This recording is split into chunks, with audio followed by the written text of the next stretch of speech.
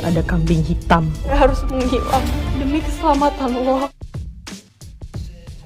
Semalaman Blade berubah jadi zombie yang terus terjaga. Otaknya berputar 180 km per jam mencari jalan keluar dari perintah maut Dominic. Si nyonya tua memang juara dalam urusan lepas tangan. Dominic menyerahkan tanggung jawab sepenuhnya pada Blade untuk mencari siapa yang harus disalahkan atas celakanya Axel. Syaratnya cuma satu, nama Dominic harus tetap seputih kertas HVS. Artinya Blade harus mencari kambing hitam yang cukup meyakinkan untuk dilempar ke dalam kandang singa. Setelah berdiskusi dengan Albert, asisten rumah tangga yang seleranya soal taktik agak kurang berperasaan, muncullah satu nama, Mika. Di mata Albert, Mika hanyalah asisten koki muda yang lemah dan gak punya pelindung sejak koki tua dipecat. Albert sama sekali gak tahu kalau Mika adalah agen rahasia dalam misi penyelamatan Axel. Bagi Albert, mengorbankan Mika adalah solusi paling praktis. Ya, seolah-olah Mika hanyalah pion kecil yang bisa dibuang kapan aja dalam permainan catur berdarah ini.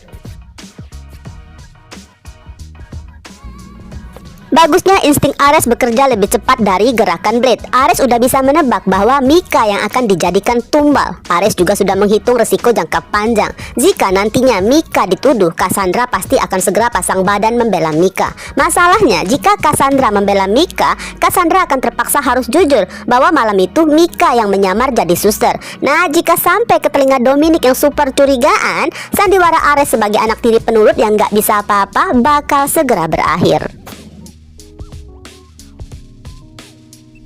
Ares paham betul ya, kelicikan Blade udah sangat menurun dari mentornya, Dominic. Jika nantinya Mika sampai tertangkap, Blade pasti akan menggunakan segala macam metode interogasi yang tidak manusiawi dengan mengancam orang-orang terdekat Mika hanya agar Mika mau mengaku.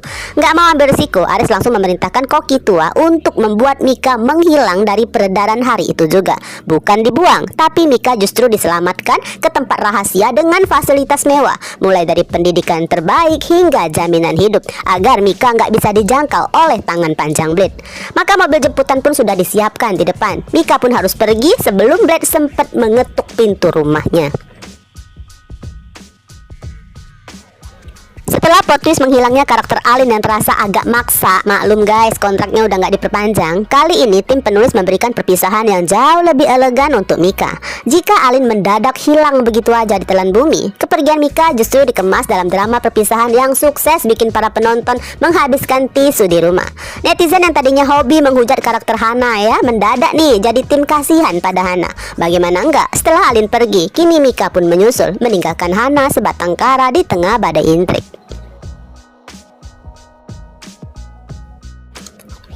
Seperti kita tahu, backstory mereka bertiga ini cukup menyentuh. Tiga gadis dari panti asuhan yang kebetulan diadopsi bersama oleh Burina. Ikatan mereka bukan lagi sekedar sahabat, tapi sudah sedara meski tak sekandung. Ironisnya, satu persatu dari mereka harus tumbang. Alin dan Mika terpaksa pergi demi alasan yang cukup memilukan. Mereka ingin melindungi Hana dan Burina dari kekejaman keluarga penuh intrik tempat mereka bekerja. Ini adalah pengorbanan tertinggi. Pergi bukan karena benci, tapi karena terlalu peduli. Sambil terisak, Mika memberikan nasihat terakhir yang membuat bulu kuduk Hana agak merinding. Mika memohon agar Hana membatalkan semua rencana gelapnya dan berhenti mengikuti perintah dari Blade. Mika mengungkapkan rahasia yang cukup mengerikan. Ternyata Mika pernah melihat Blade di rumah mewah tempatnya bekerja. Jangan dilanjutkan Han, aku yakin nasibmu bakal lebih tragis dari Alin, bisik Mika di sela tangisnya. Peringatan ini menjadi beban berat bagi Hana yang kini dirinya harus berdiri sendirian menghadapi Blade.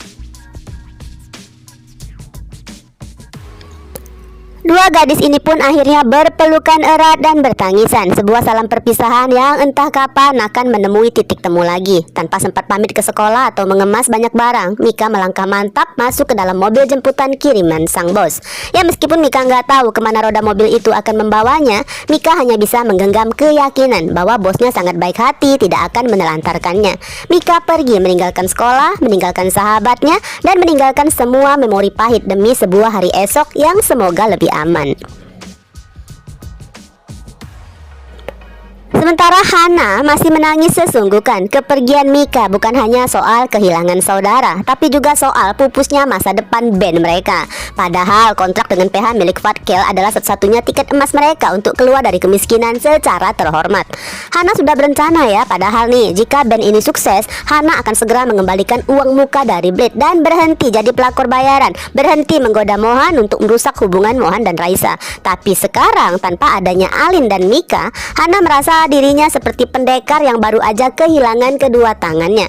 Mau main musik gimana kalau dua basisnya sudah log out dari sinetron?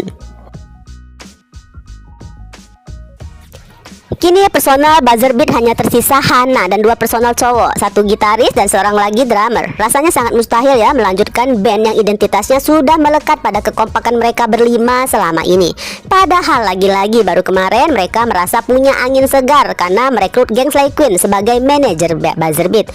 Namun kini Hana merasa nggak sanggup lagi berdiri di atas panggung untuk performance sambil melihat ruang kosong yang seharusnya diisi oleh dua saudaranya yang lain. Nah guys, disinilah ya para penonton mulai coba menebak-nebak peran Akila yang pikirannya seringkali kan di luar nalar. Besar kemungkinan nih nantinya Akila akan memberikan solusi yang bikin kita geleng-geleng kepala. Apakah mungkin nantinya Akila akan menyarankan pada Hana untuk segera membuka audisi anggota baru untuk buzzer beat secepat kilat? Tapi masalahnya membangun chemistry musik itu nggak semudah menyeduh mie instan. Butuh waktu untuk menyatukan jiwa agar suara dan petikan gitar nggak saling balapan. Mencari anggota baru yang bisa sefrekuensi itu lebih susah loh daripada mencari sinyal di dalam lift.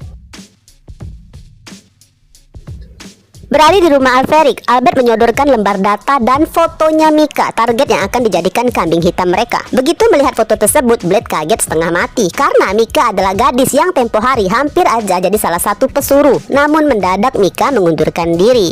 Mika sudah tahu terlalu banyak ya soal rencana Blade untuk merekrut Alin dan Hana. Jika Mika nantinya bernyanyi, posisi Blade terancam. Namun saat Blade mencoba melacak keberadaan Mika, Mika seolah rahib di telan bumi. Nggak ada di sekolah, nggak masuk juga kerja, bahkan nomor HP Mika udah jadi nomor yang Anda tuju sedang tidak aktif. Prediksi kita nanti di sekolah, Hana akan berada dalam emosi emosional bersama Akila dan Fatah. Dengan mata sembab Hana menceritakan bahwa Mika telah pergi juga meninggalkannya sendirian tanpa alasan yang jelas. Namun di tengah suasana sedih itu, HP Hana bergetar hebat. Nama Blade atau mungkin nomor misterius terus-menerus memanggilnya. Ekspresi Hana langsung berubah ya, dari sedih menjadi pucat pias. Tubuhnya gemeter ketakutan, layaknya melihat hantu di siang bolong. Reaksi berlebihan Hana tentu aja memicu radar kecurigaan Fatkill yang tajam.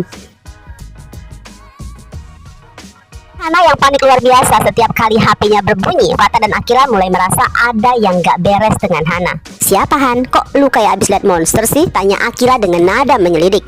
Penonton di rumah pasti udah gemes banget dong. Berharap Hana langsung tumpah ruah ya dengan jujurnya menceritakan soal Blade, soal Alin, dan soal Mika. Termasuk semua intrik yang menimpa mereka. Jika nantinya Hana mau jujur nih guys, Fatkill pasti akan langsung membawa info ini ke rapat darurat Elite Squad. Mengingat Blade adalah target utama dalam misi besar mereka.